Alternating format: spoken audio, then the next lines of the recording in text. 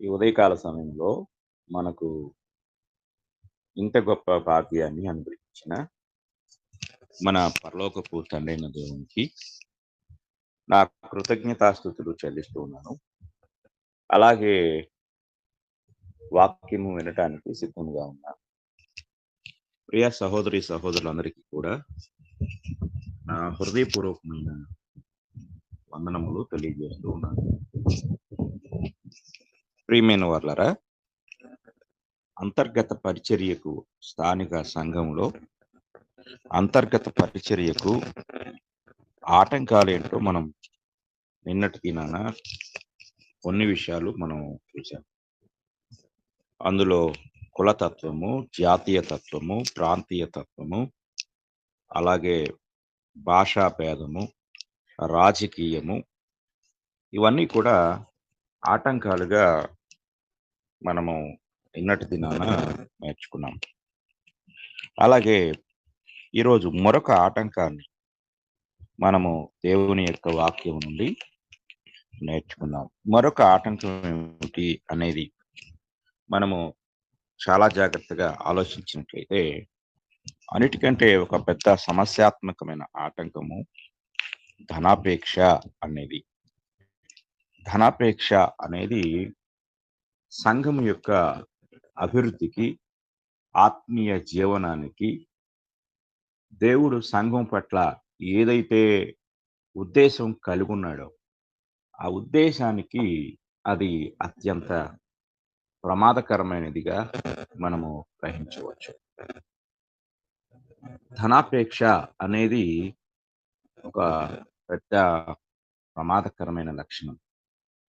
ఈరోజు మనం గ్రహించినట్లయితే ధనాపేక్ష అనేది రెండు వైపులా, అనగా ఒకవైపు సువార్థికుల్లోను, ఒకవైపు స్థానిక సంఘంలోను స్వార్థపూరితమైన విధానాలతో ధనాపేక్ష అనేది కొనసాగించబడుతూ స్థానిక సంఘ అభివృద్ధిలో అత్యంత కీలకమైన పాత్ర పోషిస్తూ ఉంది. ఇది మనం జాగ్రత్తగా గ్రహించాలి. తిమోతి మొదటి పత్రిక 6వ అధ్యాయము, తిమోతి మొదటి పత్రిక మనం నుండి చదువుకున్నాం. సంతుష్టి సహితమైన దైవ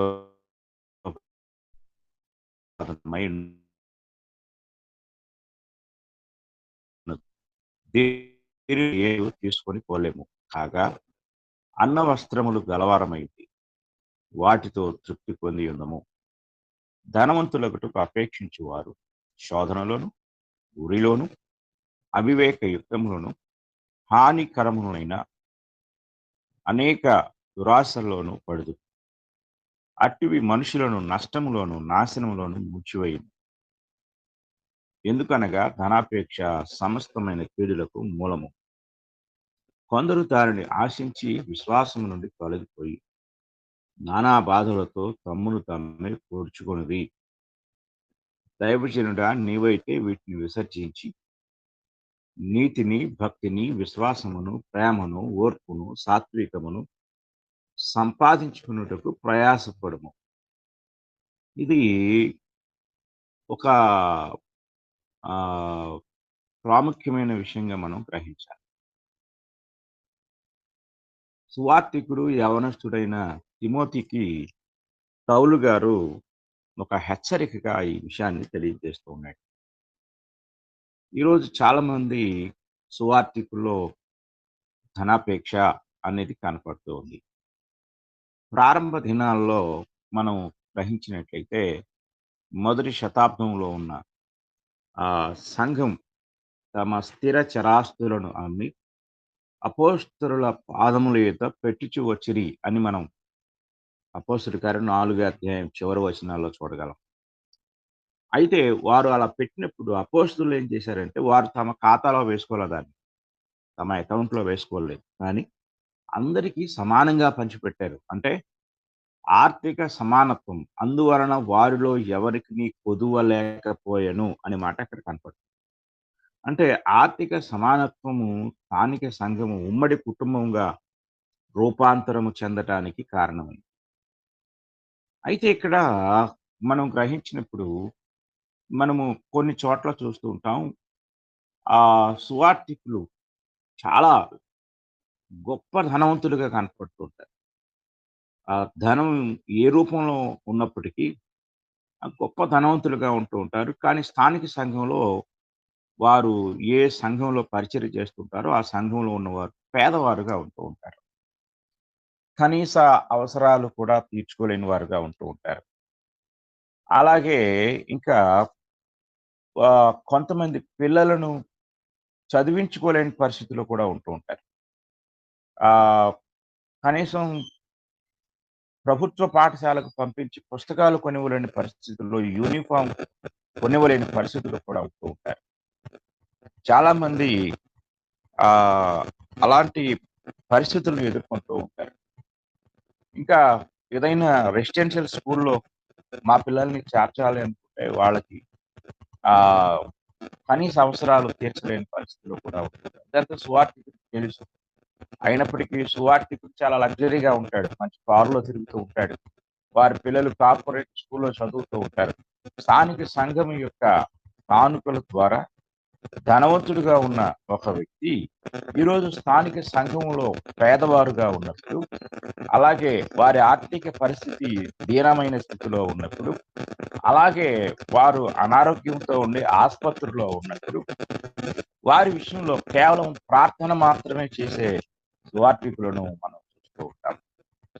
అలాంటి వారు అలాంటి వారిని చాలా మంది గ్రహించరు, గమనించరు. ఇది చాలా దురదృష్టకరమైన విషయం.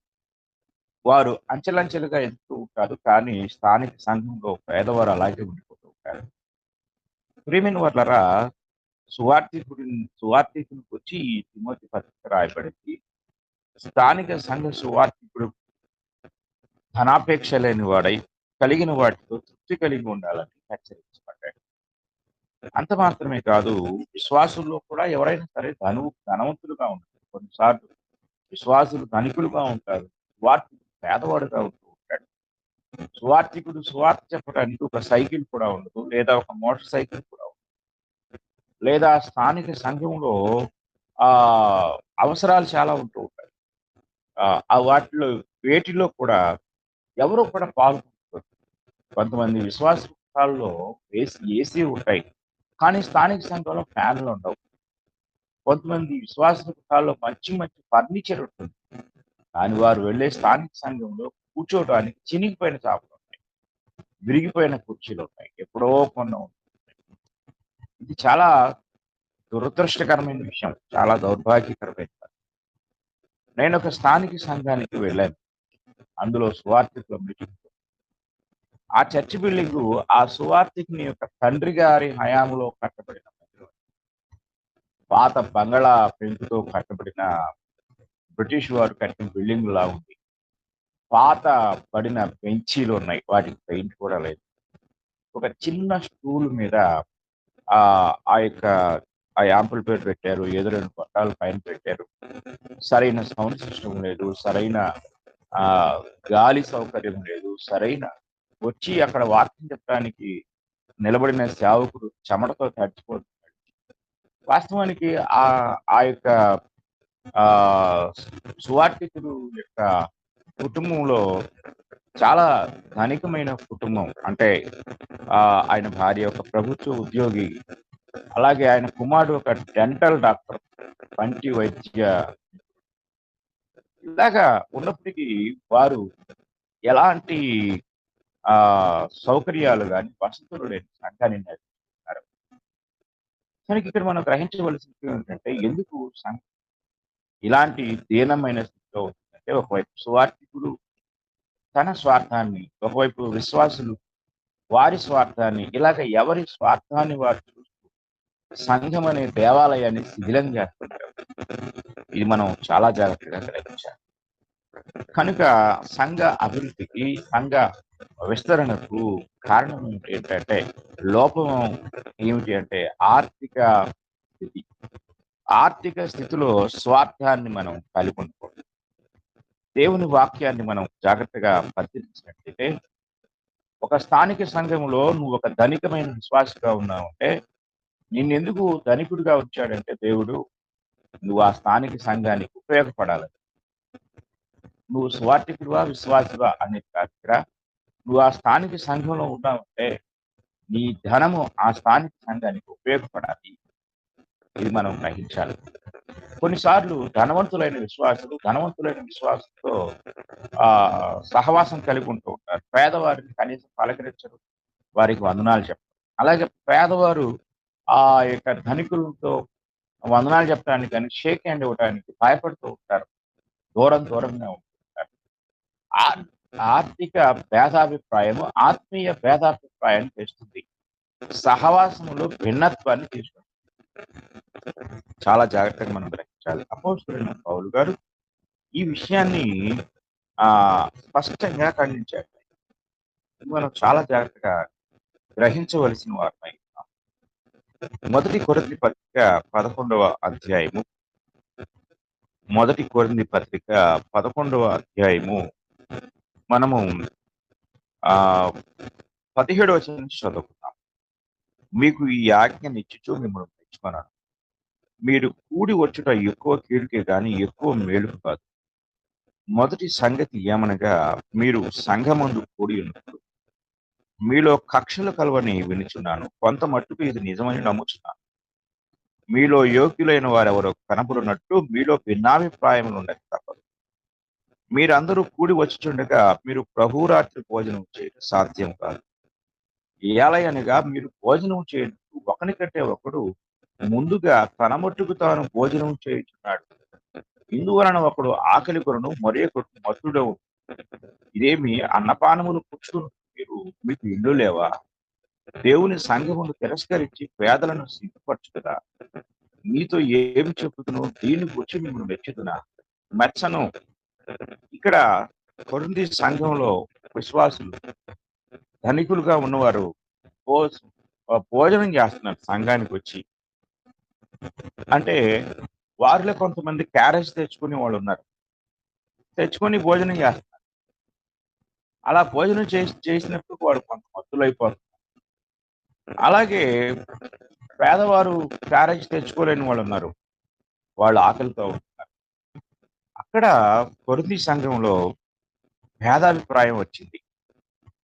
కాబట్టి ఇక్కడ మనం గ్రహించవలసిన వారమైన పౌలు గారు ఈ విషయాన్ని తెలియజేస్తూ ఆయన ఇలా అంటూ ఉన్నాడు. మనము 33వ వచనాన్ని చూద్దాం.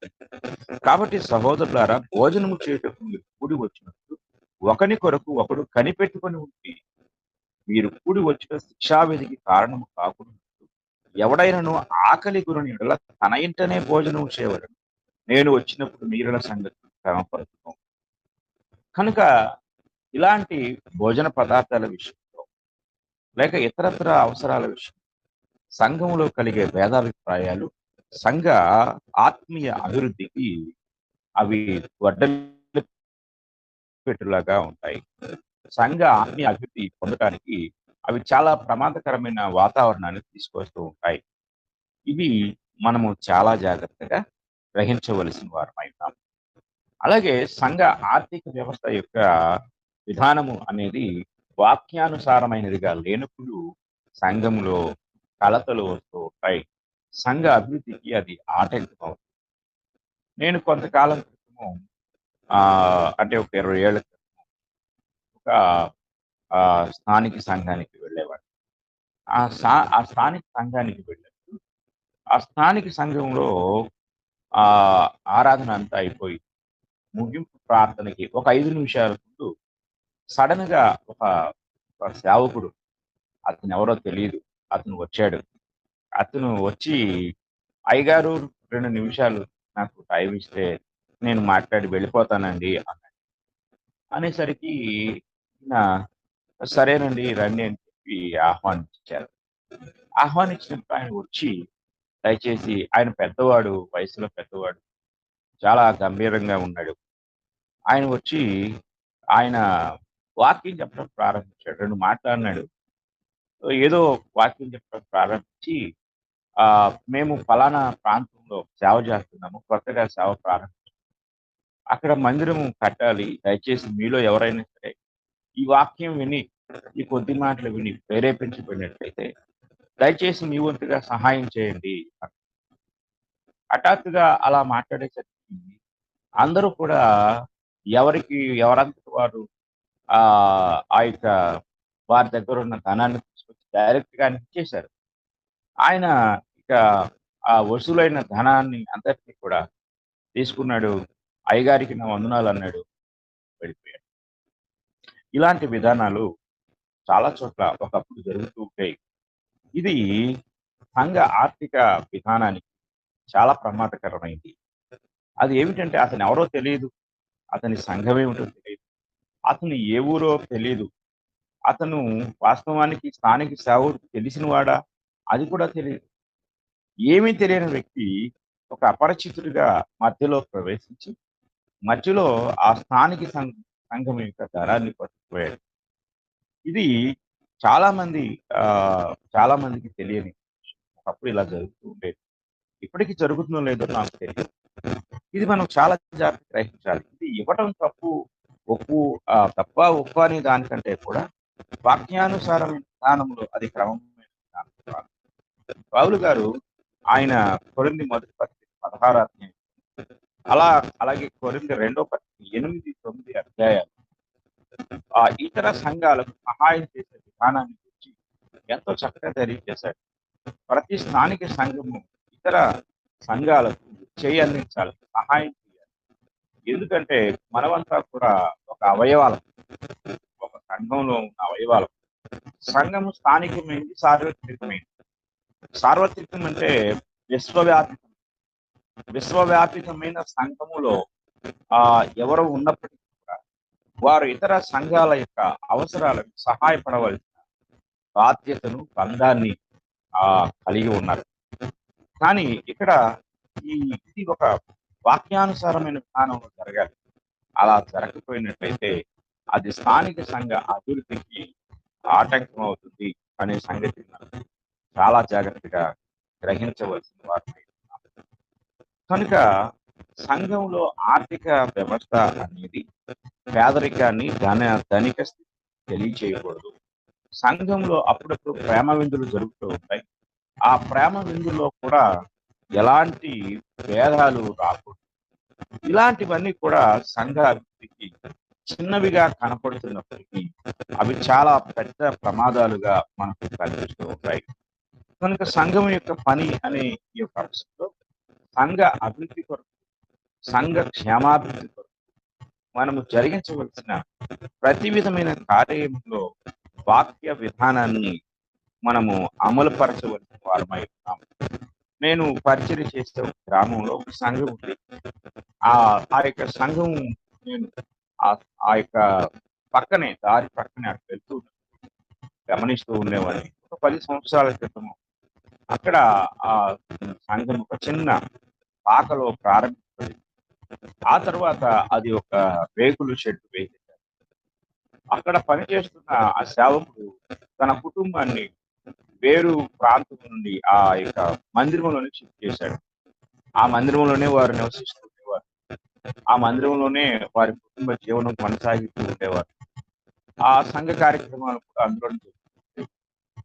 దేవుని కృపను బట్టి ఆ మందిరం ఆనుకొని వారు ఒక మంచి ఇల్లు కట్టుకున్నారు. స్లాబ్‌తో కూడిన బిల్డింగ్ కట్టుకున్నారు. ఆ యొక్క మందిరం పైన మరలా ఇంకొక రేకులతో షెడ్ వేస్తున్నారు. అందులో ఆ బిల్డింగ్ లో వారి కుటుంబానికి కావలసిన సకల సౌకర్యాలు అమర్చబడ్డాయి.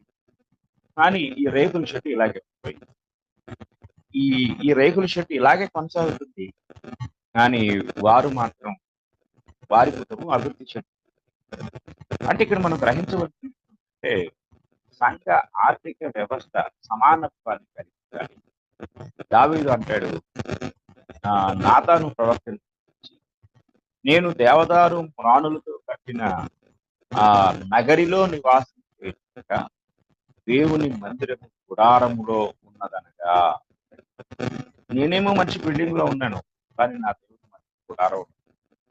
ఈరోజు చాలా చోట్ల సువార్థికులు మంచి లగ్జరీ లైఫ్ అనుభవిస్తుంటారు, కానీ ఆ చర్చి మాత్రం పేదరికాన్ని చూపిస్తూ ఉంటుంది. అంటే చర్చి బిల్డింగ్, వారు నివసించే కట్టడం మాత్రం చిరకాల పేదరికాన్ని ఆ ఆ యొక్క దానికి సరైన సున్నం ఉండదు. కనీసం సున్నం, కనీసం పెయింట్ ఉండదు.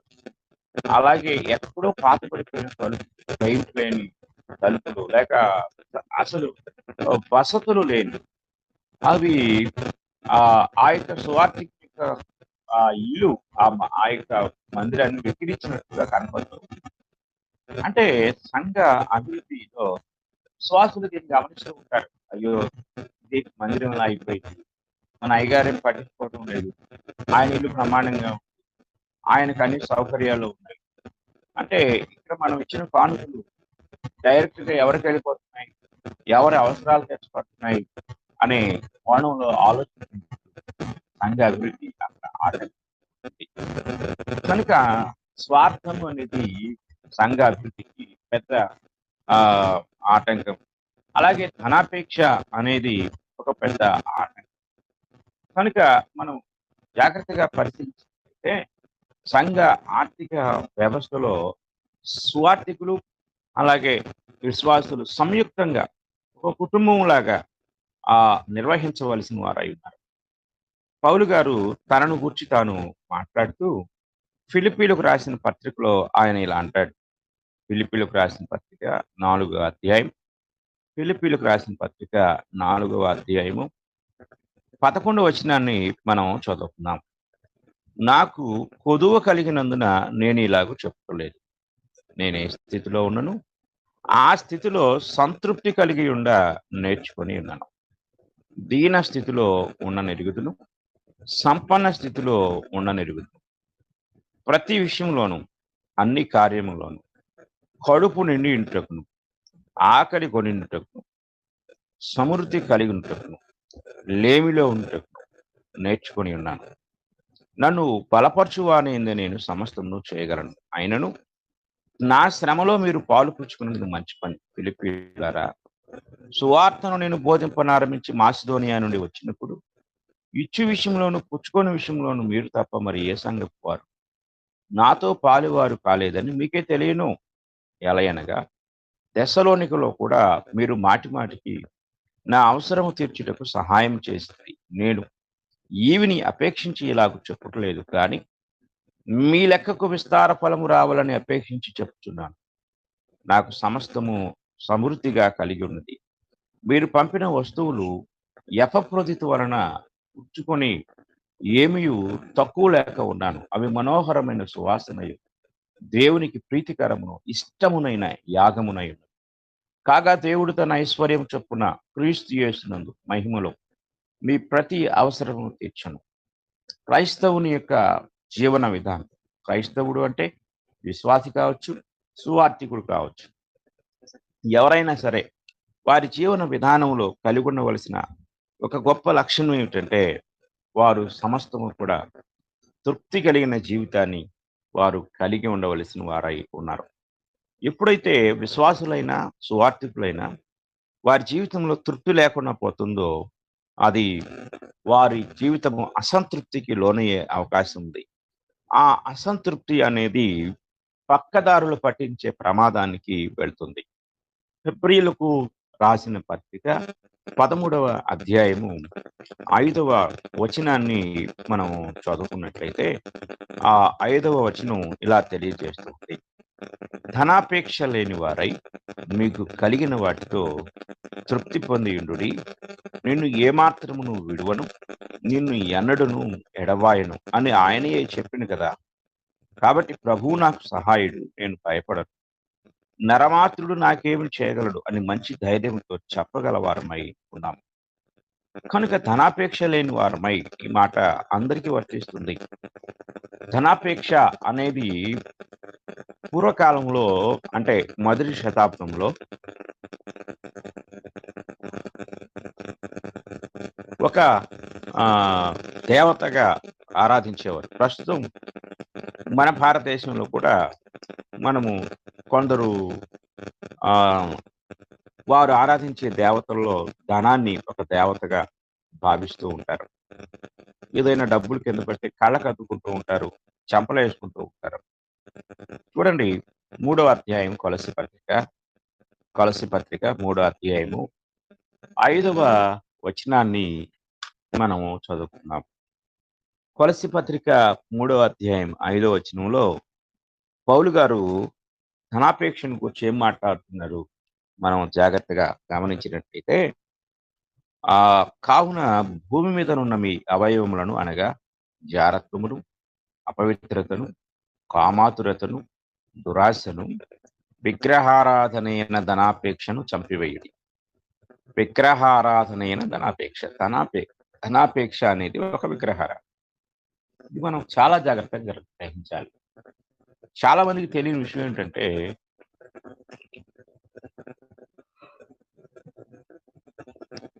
ధనాన్ని ప్రేమించేవారు దాన్ని ఆరాధిస్తున్నారు అన్న సంగతి వారికి తెలియదు. ధనాపేక్ష విగ్రహారాధన. విగ్రహారాధన అనేది దేని వరుసలో చేర్చబడింది అంటే జారత్వం. జారత్వము అనేది ధనాపేక్షతో పోల్చబడింది. అంటే జారత్వం ఎంత పెద్ద పాపము, ధనాపేక్ష అదే అంత పెద్ద పాపం. అపవిత్రత అలాగే ధనాపేక్ష రెండు ఈక్వల్. కామాతురత అంటే కాముకత్వము అంటాడు, శరీర కార్యం. కాముకత్వం ఎలాంటి పాపము, అది కూడా అలాంటిదే. దురాశ అనేది మనకు ఆకాను అనేవాడు, గెహాజీ అనేవాడు, బిలాము అనే ప్రవక్త, వీళ్ళందరూ కూడా దురాశ పరులై వారు దేవుని కోపానికి గురయ్యారు. విగ్రహారాధన ధనాపేక్షను విగ్రహారాధన ఈ పాపాలతో ఎలాగ ఈక్వల్ అయిపోయిందో ధనాపేక్ష కూడా విగ్రహారాధనగా పోల్చబడింది. కనుక ధనాపేక్ష అనేది స్థానిక సంఘ అభివృద్ధికి పెద్ద ఆటంకం. అది స్వార్థికంలో ఉండని లేక విశ్వాసులో ఉండని. కొందరు విశ్వాసులు వారి స్వయం అభివృద్ధిని లేక వారి యొక్క స్వయం అవసరాల మీదనే దృష్టి పెడుతూ ఉంటారు. కానీ స్థానిక సంఘం యొక్క అభివృద్ధిలో వారి పాత్ర ఏమి కూడా కనిపించదు. ఇది మనం చాలా జాగ్రత్తగా గ్రహించాలి. కనుక స్థానిక సంఘ అభివృద్ధిలో మన పాత్ర ఏంటి అనేది మనం ఆలోచించాలి. అందులో మనం ఆ అభివృద్ధి కొరకు పాటుపడే పాత్రలుగా ఉన్నామా, లేక మనమే పెద్ద ఆటంకంగా ఉన్నామా, ఇది మనం జాగ్రత్తగా గ్రహించవలసిన వారమై ఉన్నాం. అలాగే స్థానిక సంఘ అభివృద్ధిలో కోఆపరేషన్ అనేది చాలా ప్రాముఖ్యమైంది. కోఆపరేషన్ అనేది సహకారం అనేది మనకు దేవుడు అప్పగించిన బాధ్యత. సహకారము లేకపోవటము స్థానిక సంఘ అభివృద్ధికి ఒక పెద్ద ఆటంకం. అపోస్తులైన పౌలు గారు తన పరిచర్య కాలంలో సహకారులుగా ఉన్న వారి యొక్క పట్టికను ఆయన ఆ పత్రికల ముగింపులో చెప్పేవాడు. ఉదాహరణకి రోమిలకు రాసిన పత్రిక 16వ అధ్యాయము 1వ వచనం నుండి మనం చదువుకున్నట్లయితే, కెంక్రేలో ఉన్న సంఘ పరిచారకురాలకు ఫీబే అను మన సహోదరుని పరిశుద్ధులకు తగినట్లుగా ప్రభునందు చేర్చుకొని ఆమెకు మీ వలన కావలసినది ఏదైనా ఉన్న యెడల సహాయము చేయవలనని ఆమెను గురించి మీకు సిఫారసు చేయుచున్నాను. ఆమె అనేకులకును నాకును సహాయురాలై ఉండెను. చూడండి, ఇక్కడ సహాయకులుగా అంటే సహకారులుగా ఉండటం అనేది దేవుని పరిచర్యలో గొప్ప భాగ్యం. సంఘంలో ఉన్న విశ్వాసులు సంఘ పరిచర్యకు సహకారులుగా ఉండాలి. అంటే వారి వంతు సహకారాన్ని అందించాలి. సహకారాన్ని అందించగలిగిన ఆర్థిక స్తోమత కలిగి ఉండి కూడా ఏమాత్రం పట్టింపు లేని వారు సంఘ అభివృద్ధికి ఆటంకదారులుగా లేక ఆటంకంగా ఉంటారు. వారు మనం అనుకోవచ్చు, నేనేమి ఆటంకంగా లేని, చేసే పనికి నేనేమన్నా అడ్డం వస్తున్నానా అనుకుంటారేమో. ఆటంకం ఏమిటి అంటే చేయదగిన సహాయాన్ని చేయగలిగి ఉండి కూడా చేయలేకపోవటం పెద్ద ఆటంకం. ఇది చాలా జాగ్రత్తగా మనం గ్రహించవలసిన వారమై ఉన్నాం. ఇక్కడ అంటున్నాడు, ఆమె అనేకులకును నాకును సహాయురాలై ఉండెను. అంటే సహాయురాలు అంటే సహాయం చేసే స్త్రీగా ఆ ఫీబే అనే ఆమె ఉంది. ఆమె సంఘ పరిచారకురాలుగా ఉండి, కెంక్రేయలో ఆమె సంఘ పరిచారకురాలుగా ఉన్న ఫీబే పౌలు గారికి కూడా సహాయురాలై ఉందంట. ఆమె రోమాకొస్తున్నప్పుడు ఆమెను చేర్చుకోండి. పరిశుద్ధులకు తగిన హోదాలో చేర్చుకోండి. అలాగే ఆమెకు మీ వలన కావలసిన సహాయం ఏదైనా ఉంటే, సహాయం చేయమని ఆమె తరపున నేను రికమెండ్ చేస్తున్నాను. సిఫారసు చేస్తున్నాను. అంటే ఒక సహాయకురాలి పట్ల పౌలు గారి యొక్క అభిప్రాయం, ఆలోచన ఎంత అద్భుతంగా ఉందో మనం గ్రహించాలి. కనుక దేవుని వాక్యాన్ని మనం జాగ్రత్తగా ఆలోచన చేసినట్లయితే, ఇక్కడ సహాయురాలు అనే విషయాన్ని మనం గుర్తుంచుకోవాల్సిన వారమై ఉన్నాం. తరువాత మనం ఆలోచించినట్లయితే ఆహ్, మూడో వచనంలో క్రీస్తు యేసునందు నా జతపని వారైన ప్రిస్కిల్లకును, అకులకును నా వందనములు చెప్పుడి. వారును నా ప్రాణము కొరకు తమ ప్రాణములను ఇచ్చుటకై నన్ను తెగించిరి. మరియు వారి ఇంట ఉన్న సంఘమునకును వందనములు చెప్పుడి. నేను మాత్రమే కాదు అన్య జనుల్లోని సంఘముల వారందరూ వీరికి కృతజ్ఞులై ఉన్నారు. ఎంత అద్భుతమైన వచనం ఇక్కడ గమనించాలి. ప్రియ సహోదరి, ప్రియ సహోదరుడా, నువ్వున్న స్థానిక సంఘానికి నీ అవసరత ఉంది. నువ్వు సహాయం చేయాలి. సహాయకులుగా ఉండాలి. ఈరోజు చాలామంది మనం చూస్తూ ఉన్నట్లయితే స్థానిక సంఘాల్లో ఎన్నో అవసరతలు ఉన్నప్పటికీ, అది నా పని కాదులే, ఆయన ఉంటాడుగా, ఆయన చూసుకుంటాడు అని చాలామంది పట్టినట్టుగా ఉంటూ ఉంటారు. కానీ ఒక స్థానిక సంఘంలో నువ్వు ఉన్నావు అంటే, ఒక స్థానిక కుటుంబంలో నువ్వు ఉన్నావు. ఆ కుటుంబంలో సభ్యుల యొక్క పాత్ర, ఆ కుటుంబ అభివృద్ధికి, ఆ కుటుంబ అవసరాల లోటు తీర్చటానికి అందరి మీద అది మోపబడి ఉంది. ఇది మనం చాలా జాగ్రత్తగా గ్రహించాలి. కనుక ప్రతి ఒక్కరు సహకారులుగా ఉండాలి. సహకారం చేయకపోవటము సంఘ అభివృద్ధికి పెద్ద లోటు. స్వార్థము సంఘ అభివృద్ధికి పెద్ద చేటు. అలాగే ధనాపేక్ష స్థానిక సంఘ అభివృద్ధికి, విస్తరణకు పెద్ద లోపం, పెద్ద ఆటంకం. ఇది మనం గ్రహించవలసిన వారమై ఉన్నాం. ఇక్కడ ఇద్దరు భార్యాభర్తల గురించి మాట్లాడుతున్నాడు. వారి పేరు అకుల, ప్రిస్కిల్ల. వారు కొరింథీ అంటే రోమా నుండి కొరింథీకి వచ్చారు. రోమాలో ఉన్న సంఘంలో వారు సభ్యులు. కానీ వారు క్లౌదియా చక్రవర్తి యూదులుగా ఉన్నవారు ఎవరైనా అంటే వీరిద్దరు కూడా యూదులన్నమాట. యూదులుగా ఉండి క్రైస్తవులయ్యారు. రోమా నుండి బయటికి వెళ్ళిపోవాలని ఆజ్ఞాపించినప్పుడు వారు ఆ యొక్క ఆహ్, తమకున్న సమస్తాన్ని రోములో విడిచిపెట్టేసి కొరింథీకి వెళ్ళిపోయారు. కొరింథీలో వెళ్ళిపోయినప్పుడు కొరింథీలో అక్కడ పౌలు గారు కూడా పరిచర్య చేస్తున్నప్పుడు వృత్తిరీత్యా వారు డేరాలు కుట్టేవారైనందున పౌలును చేర్చుకొని పౌలుకు సహాయం చేశారు. వారు చేసిన సహాయం ఎంత గొప్పదనేది ఇక్కడ మనం ఆలోచించితే ఒక మాటలో చెప్పాడు. వారు నా ప్రాణము కొరకు తమ ప్రాణములను అప్పగించుటకు ఇచ్చుటకైనను అంటున్నాడు. ఇచ్చుటకైనను తెగించిరి. అంటే పౌలు గారికి మరి ప్రాణాపాయం ఏమొచ్చిందో మనకు తెలియదు కానీ, ఆహ్, అలాంటి పరిస్థితుల్లో పౌలు గారిని రక్షించడానికి వారి ప్రాణాలను సైతం అడ్డుపెట్టారంట.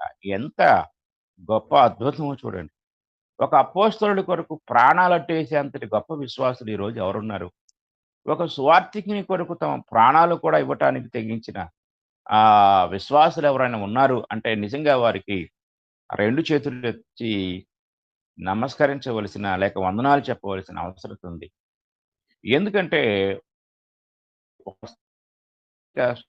ప్రాణాలు అనేవి చాలా విలువైనవి. ఎందుకంటే విలువైనవి కావా అని స్థానిక సంఘ విస్తరణలో ప్రభువు యొక్క పరిచయంలో అతని కృషి, అతని అతని బ్రతుకు ఎంతో ప్రాముఖ్యమైనది.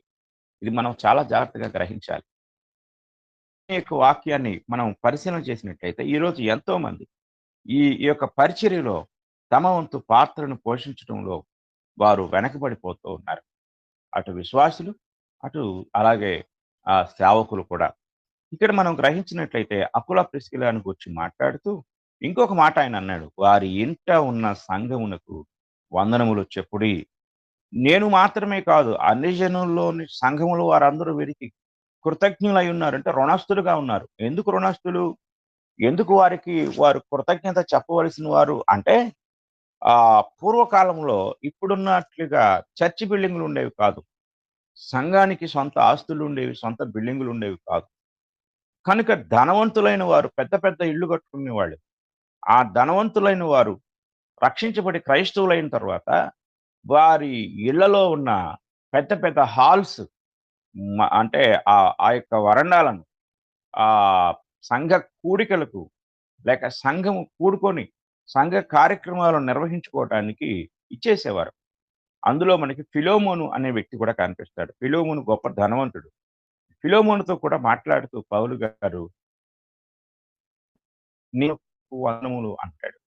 ఫిలోమోను ఇంట సంఘం కూడుకునేది. అకుల ప్రిస్కిల్ల ఇంట సంఘం కూడుకునేది. ఇది మనం చాలా జాగ్రత్తగా గ్రహించాలి. కనుక వారి ఇళ్లను సంఘ కూడికలకు ఇచ్చేశారు. ఎంత గొప్ప ఉదార స్వభావం. ఈరోజు విశ్వాసులుగా ఉన్న మనము ఏమి చేయగలుగుతున్నాం స్థానిక సంఘ అభివృద్ధి కొరకు? సావుకులుగా ఒకవేళ మనం ఉంటే, మనం ధనవంతులు అయితే, లేక విశ్వాసులుగా ఉన్నవారు ధనికులుగా ఉంటే, వారు వారు వారి యొక్క ధనిక స్థితి వారికి మాత్రమే కేటాయించబడింది కాదు. ప్రభువు నిన్ను దీవించకపోతే నువ్వు అంత గొప్ప స్థితిలో ఉండలేవు. ప్రియ సహోదరి, ప్రియ సహోదరు, నీ స్థానిక సంఘ అభివృద్ధి కొరకు నువ్వేం చేయగలవో దాన్ని చేయకపోతే దేవుడు నిన్ను లెక్కడుగుతాడు అనే విషయాన్ని జాగ్రత్తగా గ్రహించాలి. ఎందుకంటే మనం ఈ లోకంలోనికి ఏమీ తేలేదు, ఏమీ తీసుకొని పోలేము. కాగా అన్న వస్త్రములు గలవాత్మయ్యండి, వాటితో తృప్తి పొంది ఎందుమంటాడు పౌలు గారు. కనుక ఈరోజు స్థానిక సంఘ అభివృద్ధి విషయంలో సహకారం అనేది చాలా ప్రాముఖ్యమైనది. సహకరించేవారు లేక చాలా పరిచర్య ఆగిపోతుంది. నేను చాలా మంది సువార్థికులు నోట ఈ మాట విన్నాను. అయ్యో, మాకు సహకరించేవారు లేరండి. మేము పని చేయాలని ఉందండి, చాలా ఆసక్తి ఉందండి మాకు, కానీ మాకు సహకారం లేదండి, సహకరించేవారు లేరండి.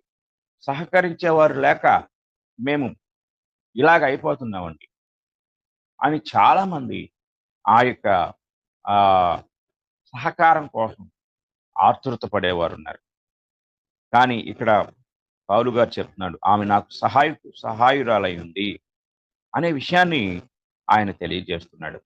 అలాగే 4వ వచనం చూస్తే 5వ వచనం చూసినట్లయితే, ఆసియలో క్రీస్తుకు ప్రథమ ఫలమై ఉన్న నా ప్రియుడకు ఎపైనెటుకు వందనములు.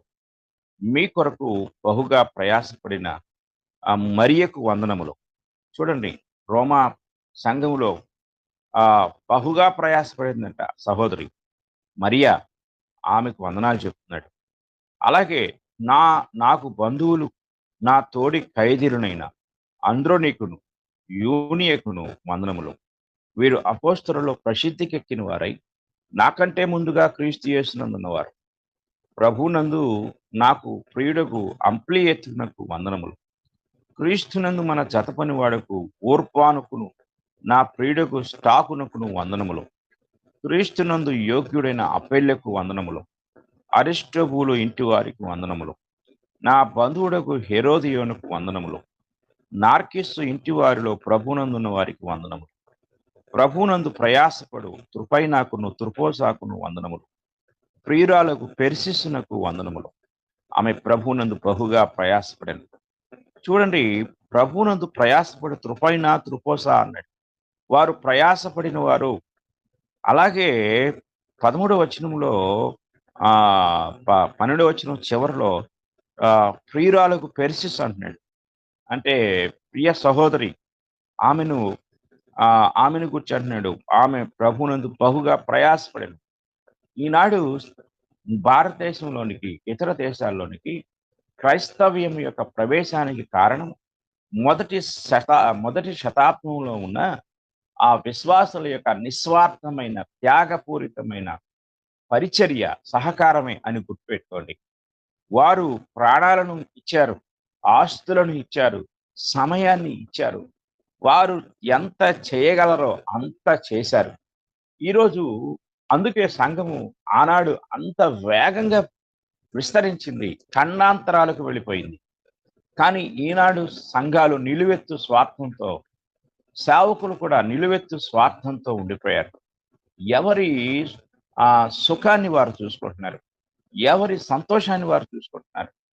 పౌలు గారు ఫిలిప్పీలకు రాస్తూ అంటాడు, అందరూ తమ సొంత కార్యములనే చూచుకొనుచున్నారు కానీ యేసుక్రీస్తు కార్యములను చూడరు అంటున్నాడు.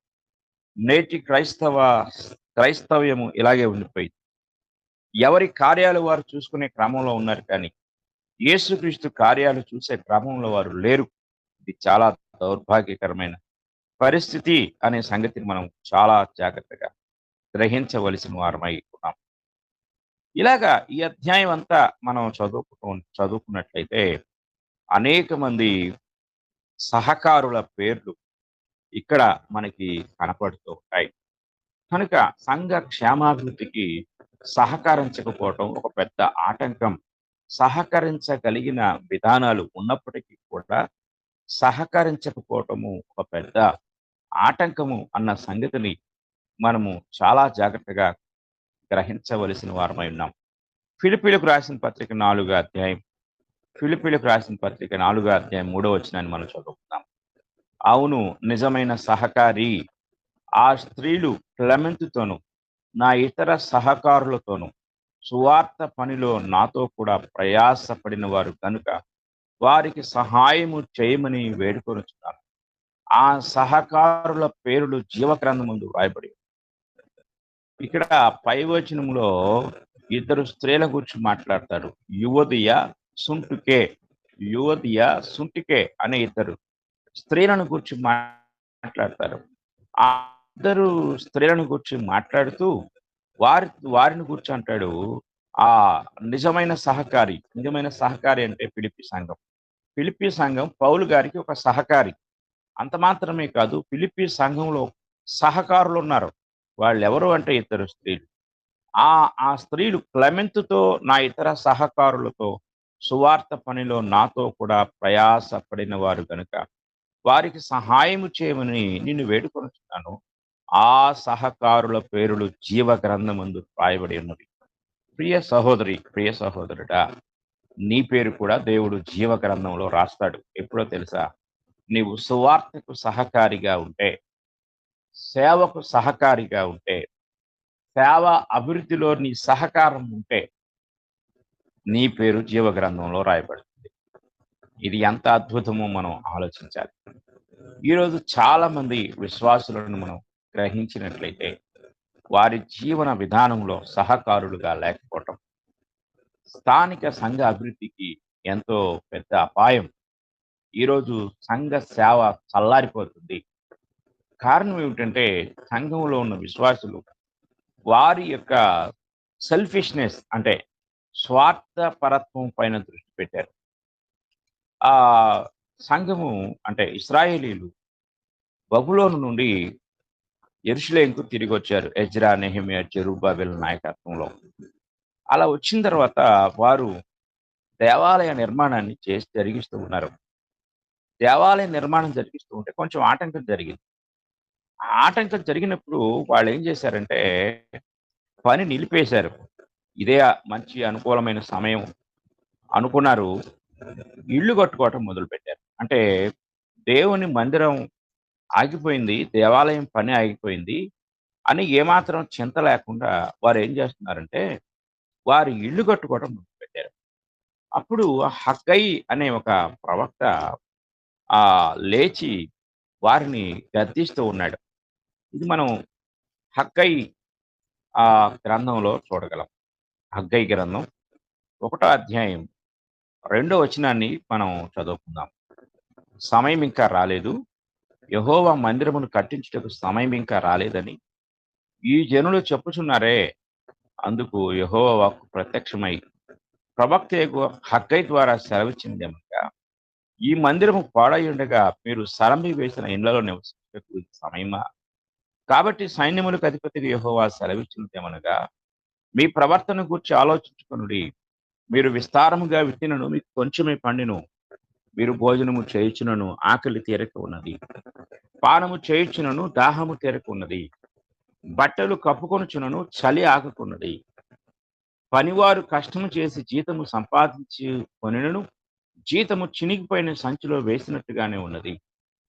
కాగా సైన్యములకు అధిపతిగా యెహోవా సెలవిచ్చినదేమనగా, మీ ప్రవర్తన గూర్చి ఆలోచించుకొనుడి. పర్వతములెక్కి మ్రాను తీసుకొని వచ్చి మీరు ఈ మందిరమును కట్టించిన యెడల దాని యందు నేను సంతోషించి ఘనపరచుకొందునని యెహోవా సెలవిచ్చుచున్నాడు. విస్తారముగా కావాలనని మీరు ఎదురు చూచితిరి గాని కొంచెముగా పండెను. మీరు దానిని ఇంటికి తేగా నేను దాన్ని చెదరగొట్టుకుని ఎందుచేతనని యెహోవా అడుగుచున్నాడు. నా మందిరము పాడైయుండగా మీరందరూ మీ మీ ఇండ్లు కట్టుకొనుటకు త్వరపడుట చేతనే కదా! కాబట్టి మిమ్మును బట్టి ఆకాశపు మంచు కురవకయున్నది. భూమి పండక ఉన్నది. కనుక ఇశ్రాయేలీయులు శాపగ్రస్తమైన స్థితిలో ఉన్నారు. కారణం ఏంటంటే దేవుని మందిరాన్ని కట్టవలసిన వారు అది వదిలేసి వారి ఇల్లు కట్టుకోవడం మొదలుపెట్టారు. అలాగే అందువలన వారు వారి యొక్క జీతమంట చిల్లి సంచిలో వేసినట్టు అయిపోయింది. చినిగిరి సంచిలో ఎంత వేసినా అది నిండదు. అలాగే ఈరోజు మన ఆత్మీయ జీవితాల్లో ఆశీర్వాదకరంగా ఉండటానికి బదులుగా మన జీవితాలు శాపగ్రస్తంగా ఉండటానికి కారణం ఏంటంటే సంఘ అభివృద్ధిలో మన పాత్రను మనం మర్చిపోవటం, మన సహకారాన్ని మనం అందించకపోవటం. కనుక ఈరోజు సంఘ అభివృద్ధికి విస్తరణకు ఆ గొప్ప ఆటంకం ఏమిటంటే ధనాపేక్ష, స్వార్థము, అలాగే సహకరించకపోవటము, ఇవన్నీ కూడా ఆటంకాలుగా ఉన్నాయి. కనుక మనము ఆ ఆటంకాలను విడిచిపెడదాం.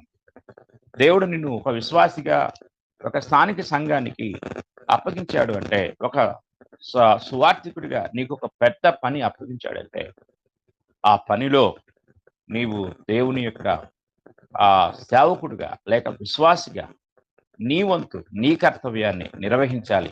అది దేవుడిచ్చిన పని. కనుక సంఘ అభివృద్ధిలో, సంఘం యొక్క పనిలో లోటుపాట్లను మనం సరిదిద్దుకొని మన వంతుగా మన యొక్క బాధ్యతను నిర్వహించాలని ప్రతి ఒక్కరికి తెలియజేస్తూ, ఇక నుండైనా మన